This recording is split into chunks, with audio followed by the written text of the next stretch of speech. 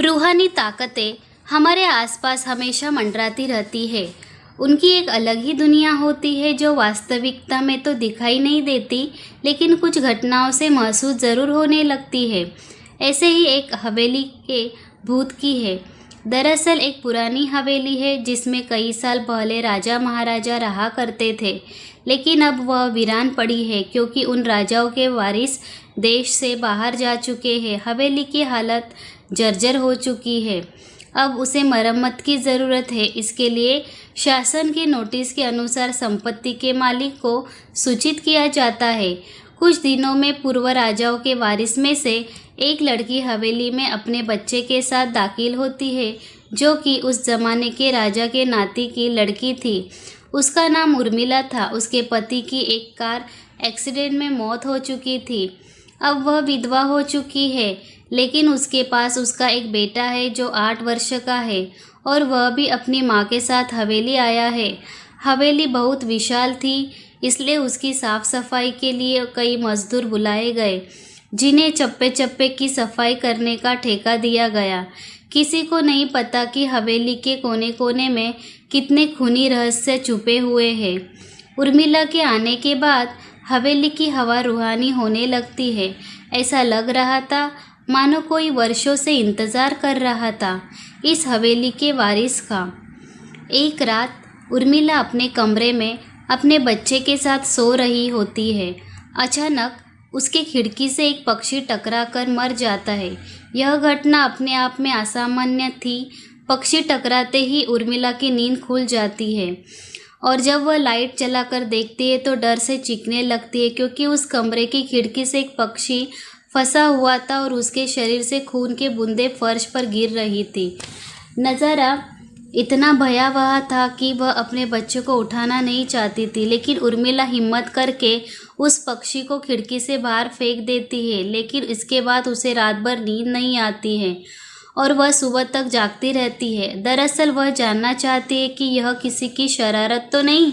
सुबह होते ही वह अपने यहाँ काम कर रहे मजदूरों से जाकर कहती है कि रात को मेरे कमरे की खिड़की पर कोई पक्षी आकर टकराया था और तुरंत मर गया। क्या तुम लोगों में से किसी ने यह हरकत की है? क्योंकि पक्षी खुद ब खुद तो खिड़की से नहीं टकरा सकता। मजदूर कहते हैं, नहीं, हमने तो खिड़की से नीचे किसी पक्षी को मरा हुआ नहीं देखा। हम तो अभी वहाँ से चले आ रहे हैं और जब सभी जाकर देखते हैं तो वहाँ वह पक्षी नहीं होता। उर्मिला घबराने लगती है कि यह क्या, यहाँ तो पक्षी होना चाहिए या कम से कम खून की कुछ बूंदें दिखनी चाहिए, लेकिन यहाँ पर पक्षी का एक पंख तक नहीं पड़ा हुआ। उर्मिला सभी मजदूरों को कहती है कि हवेली में बहुत सी कीमती चीज़ें और मूर्तियाँ हैं, संभाल के साफ सफाई करना। मजदूर अपने अपने काम में लग जाते हैं। उर्मिला अपने बच्चे के साथ कमरे में टीवी देख रही होती है कि अचानक हवेली के छत से एक मजदूर नीचे गिरता है। उर्मिला को अचानक लोगों की आवाज़ सुनाई देती है।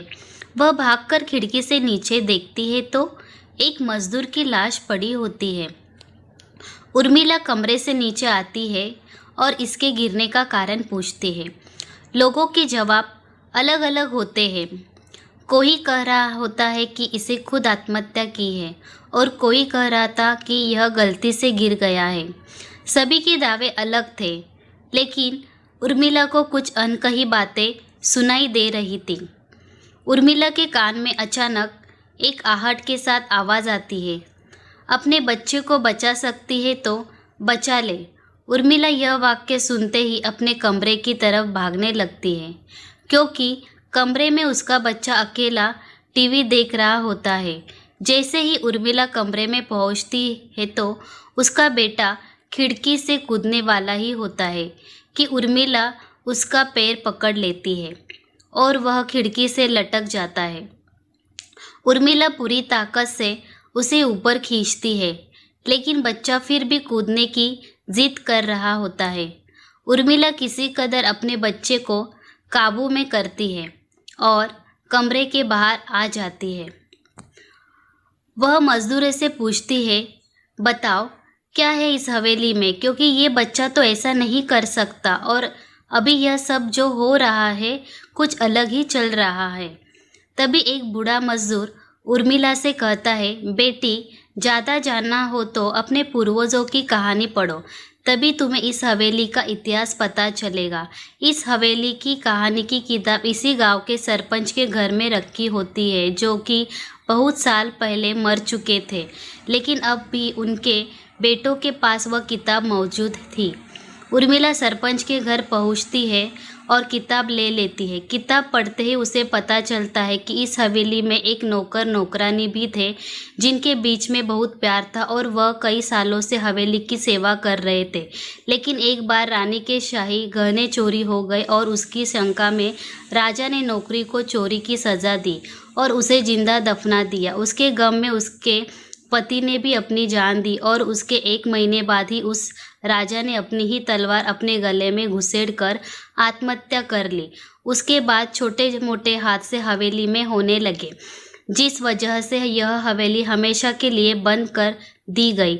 कई सालों के बाद वहाँ कोई आया है, जिससे वहाँ रहने वाली आत्माओं को मौका मिल गया फिर से बदला लेने का।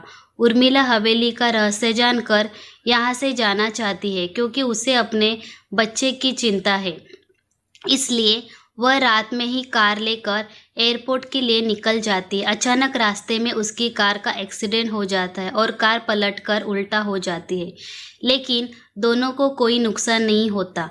उर्मिला अपने बच्चे को बाहर निकाल लेती है और सुनसान सड़क पर भागने लगती है।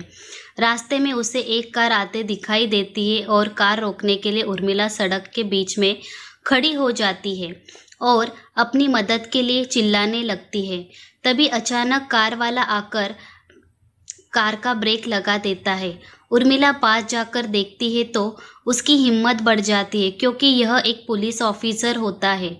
उर्मिला हड़बड़ाहट में उसे अपनी बात कहती है और रोने लगती है। पुलिस ऑफिसर उन्हें अपनी गाड़ी में बैठने को कहते हैं और रोड में जाने लगते हैं। रास्ते में एक बूढ़ा सड़क पर आ जा रहा होता है और इनकी कार के सामने आते ही रोड पर गिर जाता है। पुलिस ऑफिसर गाड़ी से उतरकर उस व्यक्ति को देखते हैं। बूढ़ा व्यक्ति बेहोश हो चुका था। पुलिस ऑफिसर उसे गोद में उठाकर अपनी गाड़ी में पीछे बैठा देता है और अस्पताल के लिए चलने लगते। अचानक उस बूढ़े व्यक्ति का हाथ पीछे से पुलिस ऑफिसर की गर्दन तक पहुंच जाता है। पुलिस ऑफिसर छटपटाने लगते हैं और अचानक गाड़ी का ब्रेक लगता है। गाड़ी की स्पीड कम होने की वजह से कार वहीं खड़ी हो जाती है और ऑफिसर अपनी गन निकालकर बूढ़े की तरफ निशाना लगाकर गोली चला देते हैं। बूढ़े की सर में गोली लगने से भी उसकी जान नहीं जाती है। महिला और पुलिस ऑफिसर दोनों समझ चुके थे कि यह कोई भूत है। भूत को देखते ही उर्मिला अपने बच्चे को लेकर बाहर निकल जाती है और इसी बीच पुलिस ऑफिसर भूत की पकड़ से अपने आप को छुड़ाने में कामयाब हो जाते हैं। पुलिस ऑफिसर के बाहर निकलते ही तीनों बाहर रोड से भागने लगते हैं और कुछ देर भागते हुए उन्हें सड़क के किनारे जगमगाती लाइट्स दिख रही होती है। पुलिस ऑफिसर उर्मिला से कहते हैं कि मैडम, यह एयरपोर्ट है, जल्दी चलिए। उर्मिला अपने बच्चे को लेकर एयरपोर्ट के अंदर पहुंच जाती है। एयरपोर्ट पहुंचते ही उर्मिला की जान में जान आ जाती है, क्योंकि पुलिस ऑफिसर की बहादुरी की वजह से उसके बच्चे की जान बच गई थी। लेकिन हवेली में भूतिया ताकतों का आधिपत्य अभी तक बना है और इसी के साथ खूंखार भूतिया कहानी खत्म हो जाती है। धन्यवाद।